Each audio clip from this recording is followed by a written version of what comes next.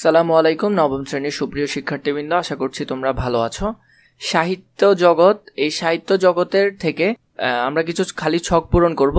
83 নম্বর পৃষ্ঠার কিছু খালি ছকগুলো দেখো। প্রথমে এখানে বলা হয়েছে আমাদের এই সাহিত্য জগৎ থেকে কিছু লগ্ন বের করতে হবে, এবং লগ্নগুলো অনেক ধরনের হয়, যেমন বচন, নির্দেশক, বলক, শব্দ বিভক্তি, ক্রিয়া বিভক্তি, এবং এগুলোর কিছু উদাহরণ লিখব। চলো দেখি।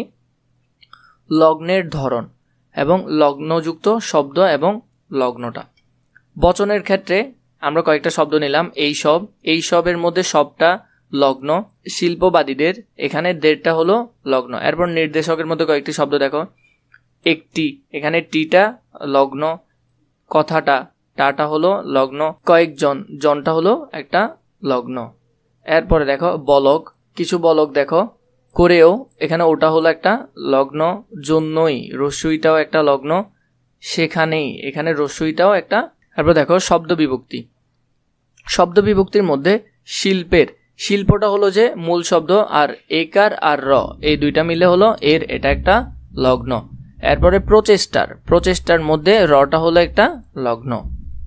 এরপরে দেখো শব্দ বিভক্তির মধ্যে আরো অনেকগুলো আছে। আলোচনার, ধর্মের, অনুভূতির, গাছের, কাগজের, এগুলো তোমরা লিখে নিতে পারো। তোমাদের যদি ছকে যতটুকু জায়গা থাকে তোমরা অতটুকু লিখবা। ক্রিয়া বিভক্তি দেখো।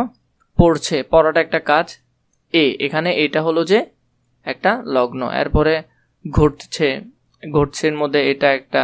হচ্ছেন, এন হলো একটা।